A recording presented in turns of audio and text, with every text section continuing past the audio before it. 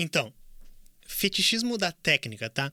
Esse é um termo que eu tenho usado bastante coloquialmente. Eu tava falando sobre ele no nosso vídeo de colonialismo digital. E esse termo, pelo que eu vi, quem começou a usar ele primeiro, ou pelo menos definiu ele bem, foi o tal do Walter Benjamin. Mas ele dialoga muito com o conceito marxista, tá? Do fetiche da mercadoria, que é aquele conceito que não sei se vocês lembram, que teve uma vez que o Ian explicou meio torto e daí o pessoal do Twitter cancelou ele. Mas a maneira que eu gosto de entender o fetichismo da mercadoria é basicamente assim: quando a gente vê um objeto, tipo, por exemplo, essa caixinha da JBL aqui, a gente tende a ver isso com relação a qual o preço dessa coisa e com como ela se compara com outros objetos, como, por exemplo, boné da Soberana, que vocês podem comprar em loja.soberana.tv. E como isso aqui custa R$300 e isso aqui custa R$60, a gente tende a pensar que, sei lá, isso aqui é equivalente a 5 bonés. A gente tende a ver o valor dessas coisas, a gente tende a ver a relação entre os objetos e a gente tende a entender os objetos como coisas em si. Ele, tipo, é isso, vale R$300, ele toca som e tal, mas a gente mistifica uma outra coisa, que é como foi produzido isso, de onde vieram os materiais disso, quem é que colocou o seu trabalho em cima disso, que produtos foram de um lugar para outro para que essa caixinha aqui e todas as suas partes e tal chegassem à minha mão dessa forma aqui, tá? E isso esconde que, na realidade, no capitalismo, a produção ela é feita de relações sociais entre indivíduos e não só de comparação de valor e valor monetário entre produtos, tá? Então, se essa explicação foi ruim do fetichismo da mercadoria, me desculpem, mas é a maneira como eu gosto de entender. É basicamente assim: para produzir as coisas, no capitalismo nós temos uma relação social. Só que a própria dinâmica do capitalismo esconde isso, e é por isso que tem fetiche, que significa feitiço, dá uma mágica pro objeto de que ele só aparece ali. Então o pessoal, sei lá, os veganos vão falar, por exemplo, a carne vem da vaquinha, do porquinho, mas no supermercado é só uma coisa dentro de um plástico vermelha, sabe? Que tem o valor de 2 brócolis. É um bife, tem o valor de 2 brócolis. Acho que 3 brócolis, vamos dizer, tá? Mas então, aí a gente pode pegar e aplicar esse conceito na tecnologia. É uma coisa que a gente tem falado muito sobre isso. E eu vou dar alguns exemplos para você sobre isso, tá? Só que daí o que o Walter Benjamin, ele fala, e eu peguei 2 parágrafinhos aqui, ó. O termo fetichismo da técnica foi criado pelo filósofo alemão Walter Benjamin no início do século XX. Benjamin explorou a relação entre a sociedade moderna, a tecnologia e a forma como os objetos técnicos são percebidos e valorizados. O conceito refere-se à tendência de atribuir um valor excessivo e quase místico à tecnologia, onde as pessoas passam a considerar a técnica, a produção e os objetos técnicos como algo quase sagrado, em vez de apenas utilizar a tecnologia como uma ferramenta para alcançar determinados fins ou resolver problemas práticos. O fetichismo da técnica envolve a adoração ou reverência exagerada aos objetos técnicos em si mesmos. E como é que isso se expressa no campo da TI? Que nem eu já disse, falo isso bastante em vários vídeos, como a gente pensando assim: se a solução é mais tecnológica, ela deve ser melhor. Se a gente tem uma solução para um problema que usa tecnologia e uma que não usa, a que usa tecnologia deve ser melhor, tá? Então isso se expressa muito no quê? Blockchain e cripto. Que eu sou um grande hater da tecnologia, não porque ela não seja interessante. Na realidade, Bitcoin é uma das coisas mais fascinantes que a gente já produziu de tecnologia ultimamente. Na live de NFT e tal, que eu sempre recomendo, tá lá nos ensaios do Teclas, eu passo 1 hora falando muito bem dessas tecnologias. É muito interessante, eu estudei isso na faculdade, é absurdo. Mas questão de resolver problemas práticos na vida hoje, isso não está sendo muito aplicado. A gente não está tendo sucesso em aplicar isso. Mas muitas pessoas olham para isso e dizem: caralho, isso é um dinheiro digital totalmente descentralizado, imutável, não sei o que, a blockchain, que é a tecnologia que move isso, é uma coisa muito tecnológica, maneira, logo isso deve ser muito foda.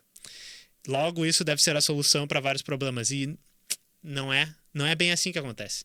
Então é por isso que o fetichismo da técnica é uma coisa que eu tenho cada vez mais me interessado em trazer para vocês. E na realidade, o que mais me chamou a atenção para a gente começar essa discussão foi um papo que o meu editor de thumbnails, né, criador dos thumbnails, que é o menino Pedro, ele me mandou essa ideia, me mandou esse papo, que ele disse assim, tô pegando umas fotinhos aqui que ele me mandou. Ele disse: as paradas da minha cidade de ônibus a prefeitura fez elas ficarem todas tecnológicas, modernas, com tela e LED, e elas parecem uma cadeira gamer, tá? Então, e daí ele passou essas fotos. Ó. Que essa aqui é a nova parada. E essa aqui é a velha parada, ó. Tem aqui o lado a lado. Eu acho que é no mesmo lugar, tem um laguinho atrás aqui. Ó, parada gamer. Tem até alguém tirando foto da parada gamer, eu acho, tirando selfie na parada gamer. E daí, na página de memes da cidade, que nem na... várias cidades têm as suas páginas de memes, ela botou assim, e essa nova parada de ônibus aqui que parece um PC gamer, igualzinho, kkk. Aqui, ó. Uma parada de ônibus que parece ser cara e os ônibus tudo capenga, com frota reduzida, motorista com dupla função, passageiros, tá? Vocês já começaram a entender meio conceito da parada. Toda vez que passa eu falo, olha a parada nova, as pessoas no Twitter falando aqui. Nada a ver com o centro histórico da cidade. Aí, ok, a prefeitura da cidade aí, do menino Pedro, resolveu fazer o quê? Nós criamos uma parada de ônibus gamer, que, obviamente, porque ela parece um computador gamer e ela tem um telão e ela é tecnológica, isso, obviamente, vai melhorar o serviço de ônibus da cidade, não é? Isso, obviamente, vai ser melhor. E daí eu já levantei pra eu mesmo cortar aqui. Tu vê pessoas falando na internet que, tipo, é ridículo tu meter grana pra fazer uma parada gamer e dizer assim, a cidade é tecnológica pra caralho, quando tu tem frota reduzida, motorista com dupla função, os passageiros tudo atolado, os ônibus capenga e tal. E isso é um fenômeno que nem eu, como eu já introduzi pra vocês, o termo do fetichismo da técnica, é um fenômeno que a gente vê muito, principalmente porque, assim, tecnologia da mídia, tecnologia é uma coisa interessante, tecnologia é excitante, tipo, chama atenção, mas, por exemplo, eu vou pegar uma coisa aqui sobre o estado do Rio Grande do Sul, onde resido. Escolas públicas do Rio Grande do Sul receberão mais de 200 mil notebooks até 2023. Saiba como as instituições vêm utilizando a tecnologia. Aí a gente pode ver aqui, e daí, tipo, pode ser... Sendo bom ou ruim o uso, a gente tem de novo essa coisa que, assim, quem é do Rio Grande do Sul sabe que o Eduardo Leite teve numa briga encarnada com os professores para não pagar eles, tá? Não reajustar o salário e tal. Eu tava vendo... Alguém até pode depois fazer um fact-checking aqui. Eu peguei a notícia sobre o reajuste que aconteceu no início desse ano. Então, depois de um tempão, aconteceu um reajuste dos professores, mas teve altas brigas, teve protestos, teve não sei o quê. Grana para comprar um monte de computador para as escolas, eles têm. Porque isso é da mídia, porque isso é tecnológico, porque isso é interessante. Liberal gosta de dizer assim, a educação é ruim no Brasil. Por quê? Deve ser porque os alunos não têm tablet para usar na sala de aula. É maneiro ter tablet? É maneiro tu aprender matemática com lógica de programação, essas coisas? É maneiro. Só que, tipo, o que é mais importante seria que o professor pudesse pegar e preparar a aula com tempo. Seria poder ele dedicar o tempo para uma turma, daí poder conhecer os alunos e saber exatamente a necessidade de cada um. Seria ele poder pegar e fazer o método Paulo Freire, por exemplo, e saber dialogar com a realidade dos estudantes. Não o professor ter que estar precarizado pra caralho, trabalhar em 3 empregos durante 3 escolas diferentes, por exemplo, durante o dia, e daí abrir um tablet que tem um negócio, um joguinho pronto, que foi feito provavelmente por uma empresa de outro país e traduzido pro Brasil, entendeu? Além de ser um negócio que tipo, é óbvio que vai dar errado e que não vai ser muito proveitoso e um gasto de dinheiro, eu acabei de citar essa coisa assim, os métodos mais reconhecidos de educação que o pessoal curte, Paulo Freire lá fora e tal, dizem o quê? É muito mais proveitoso a pessoa aprender conectada com a realidade dela e aprendendo com coisas que estão próximas dela e que fazem parte do dia a dia, do que, por exemplo, de chegar com um laptop pronto que não foi produzido no Brasil. Eu imagino, são Chromebooks, se não me engano, que tem um sistema que foi produzido por uma empresa de outro Brasil, que, além de tudo, está incorporando os dados dos estudantes e das crianças em plataformas lá de fora do Brasil. Que daí dialoga com o ensaio de colonialismo digital que nós temos no canal, que vocês podem ver isso. É basicamente isso assim, o professor, o trabalho dele é cada vez mais desvalorizado. A tecnologia é exaltada. por esse fetiche, essa magia que a tecnologia tem, de que na realidade ela vai resolver a educação.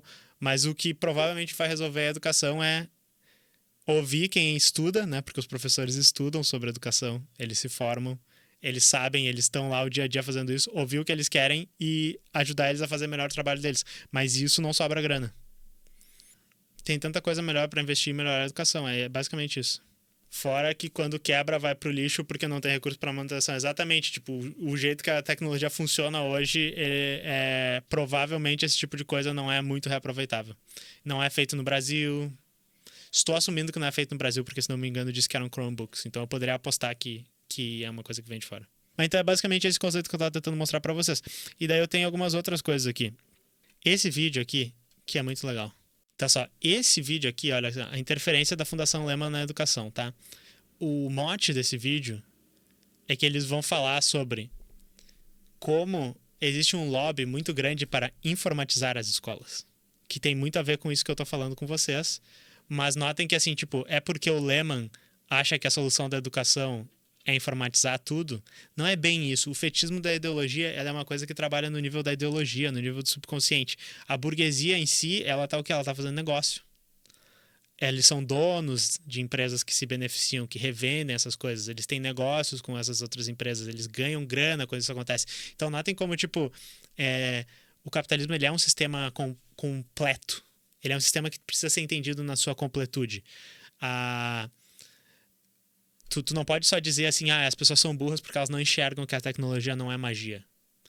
Mas, ao mesmo tempo, a gente cai nesse ziriguidum porque a gente tá vivendo o dia inteiro nessas coisas e, tipo, no dia a dia, eu não consigo imaginar que a minha caixinha da JBL não sei de onde veio, eu não sei quem trabalhou nela, não tem como. Então, isso é magia pra mim. Chegou pra mim como se fosse mágica. O fetiche da mercadoria eu tô falando agora. Mas, ao mesmo tempo, por trás disso, essa mágica esconde o quê? Os negócios da burguesia, o trabalho da classe trabalhadora e a exploração da classe trabalhadora. Lucas, há alguma razão pela qual você está chamando isso de fetiche da técnica e não da tecnologia? Digo isso porque me parece termos diferentes no propósito. Então, eu posso estar confundindo? Eu estou usando eles interchangeably. Trocadamente, tá? Às vezes eu falo técnica, às vezes eu falo tecnologia. Porque eu puxei lá do Walter Benjamin. Mas vamos falar do fetichismo da tecnologia mesmo, tá? Uma coisa que chama atenção é a interferência da Fundação Lehman aqui no Ministério da Educação. Eu já recebi material antes sobre isso. Como tem algumas fundações aí, você tem algumas fundações bancadas pelo setor privado que fazem um trabalho mais relevante, a hora que entra a Fundação Lehman, você já acende todos os sinais.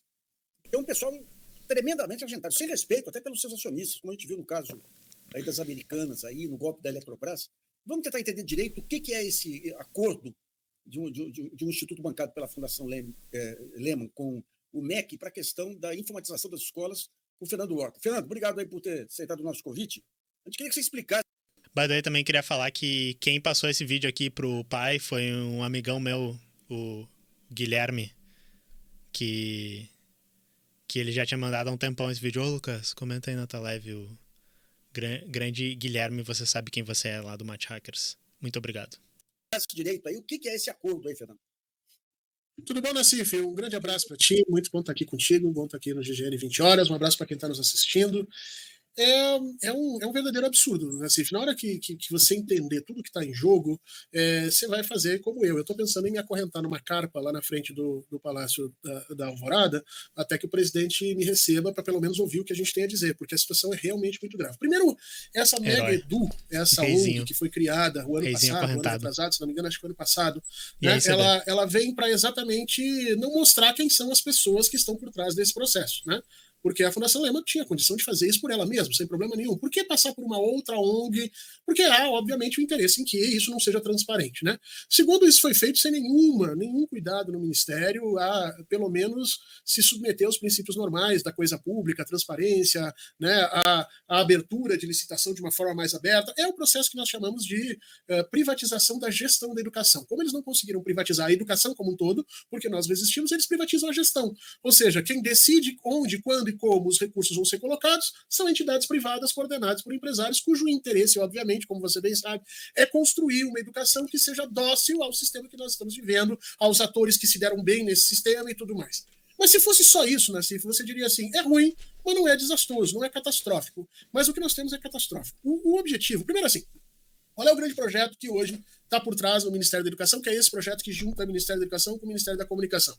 É a chamada conectividade nas escolas. Então, nós temos no Brasil hoje, eu tenho aqui todos os dados, tá?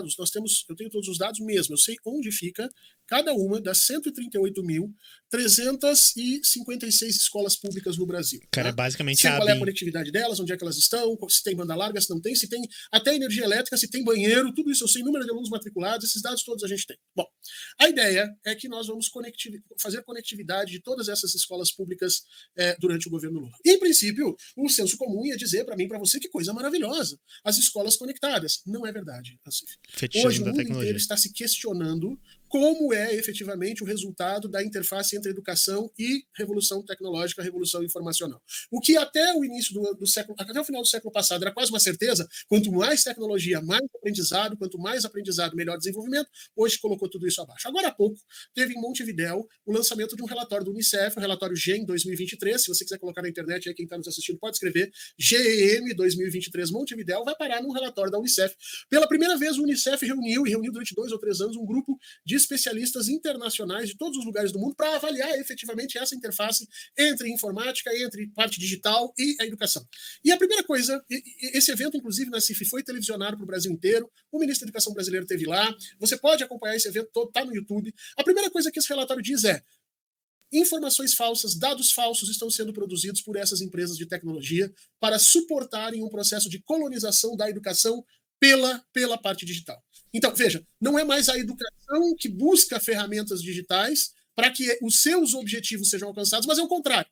São essas grandes empresas digitais que buscam a educação para, através desse processo de colonização, enfiar goela abaixo os seus produtos e continuar construindo um sistema mundial de capitalismo em que os dados sejam extraídos das pessoas e que ninguém entenda efetivamente como isso é usado, nem por quê, nem de que forma. Bom. Pausei ele aqui. É um vídeo interessante, depois eu vou dar o link para vocês, mas eu não vou fazer o react do vídeo inteiro aqui. Mas o que ele tá falando, tá? Olha só, pessoal. Isso aqui é muito senso comum da mídia, isso é muito senso comum de, sei lá, tipo, o discurso de Tabata Amaral, de MBL, dos liberal no geral. Tipo assim, pô, é massa, investir em educação, vamos investir em educação. No quê? Vamos informatizar as escolas. Por si só, ele disse, é maneiro isso, parece legal. Só que feito de uma maneira, levando em consideração isso que eu falei, né, mas feito de uma maneira na mão do livre mercado, como o pessoal quer, o que vai acontecer na prática é que as crianças vão usar o WhatsApp, vão usar Google Classroom, vão usar, enfim, Zoom na escola ali, vão usar plataformas proprietárias que, além de estarem ganhando mercado no Brasil, que é isso que é neoliberalismo, eu sempre falo, eu adoro o vídeo do Ian sobre a Margaret Thatcher lá, que ele começa com a definição de neoliberalismo. Neoliberalismo não é a remoção do Estado do mercado para que a iniciativa privada atue. Isso é só liberalismo. O neoliberalismo, ele age muito mais como uma ética, como vários princípios em que o Estado ele usa o seu poder para abrir mais áreas de atuação para a iniciativa privada. Então, olha só o que ele está dizendo. As escolas têm problemas. As escolas precisam de reformas. As escolas precisam de investimento. Qual vai ser o investimento? Nós vamos criar uma conectividade das escolas, só que a gente não vai criar um sistema de softwares abertos e soberanos que são feitos por brasileiros e que são feitos no Brasil para alunos brasileiros que vão ir junto com isso. A gente vai conectar eles na internet, a gente vai ligar eles no modem e dizer: Google pode pegar esses clientes, Zoom pode pegar essas coisas aí, pode atender. Entendeu? Então, assim, na realidade, quando o governo faz isso, ele está menos investindo e ele está mais dizendo assim, ó, tá aqui novos clientes. Tá aqui clientes, eu tô chamando as escolas, mas na realidade tem o quê? Tá aqui novos dados para vocês sugarem, para usarem algoritmo de inteligência artificial, de tracking, de todo esse tipo de coisa. Ele tá dizendo assim, podem vir empresas, podem fazer o termo que ele usou, que é o termo que tem no ensaio de colonialismo digital, podem colonizar o nosso país digitalmente. E assim, eu não posso revelar quem foi assim, mas eu já ouvi de pessoas que trabalham próximo do governo, tá? Em um evento que eu participei, que os setores de TI do governo, dos ministérios e tal, eles trabalham muito nessa lógica. Eles, assim, a gente precisa agir onde nenhuma empresa, foi isso que a pessoa disse, onde nenhuma empresa quer ir. Então, assim, se nenhuma empresa quer oferecer a internet para essas crianças, nós vamos oferecer a internet. Se uma empresa quer oferecer um software de educação lá, a gente não vai oferecer o software de educação para concorrer. Deixa o mercado tomar conta disso. Isso, eu gostaria que mudasse. No início do governo Lula foi diferente. A gente teve um papo de soberania de software, de soberania dos dados e tal. Vejam também o ensaio sobre software livre que está no canal. Mas hoje, me parece que, tipo, desistiram dessa luta. Hoje é tipo assim, beleza, não tem como a gente prover esse serviço, só vem a iniciativa privada, Google vai que atua, Amazon, Facebook, quer dizer, Meta, né? Vai que atua. E enfim, isso é um outro conceito que, como no vídeo de colonialismo digital nós falamos de fetichismo da tecnologia, aqui falando de fetichismo da tecnologia, eu mostro para vocês como isso é usado como uma ferramenta retórica ideológica para embasar decisões que, tipo, obviamente são muito ruins para nossa educação, para o desenvolvimento do nosso país, para tudo. Então é isso, basicamente. Esse é o resumo de tudo que eu fiz. Fica a recomendação dos textos, depois vou botar os links aí para vocês. Mas espero que vocês tenham aprendido um pouco sobre isso. Poderia falar muito mais sobre isso, poderia me estender muito mais. Mas é isso aí. Gostaram? Pois é, vender máquina não é inserir tecnologia, tem muita coisa envolvida. Achei massa porque conectou com o papo que você gravou sobre Linux aqui no Brasil na década de 90, que pode ser pautada a questão de soberania, mas era só lembrado nas revistas porque era mais barato que o Windows. Exatamente, que bom, Bolchevique, tu tá no lore do canal. Muito bom. Pra que professor, né? Coloca PC lá, sou professor e tem uma pressão muito grande pra fazer gamificação no ensino. Não, gamificação é uma outra coisa. Nós poderíamos falar sobre gamificação. Mas é isso aí, ó, pessoal.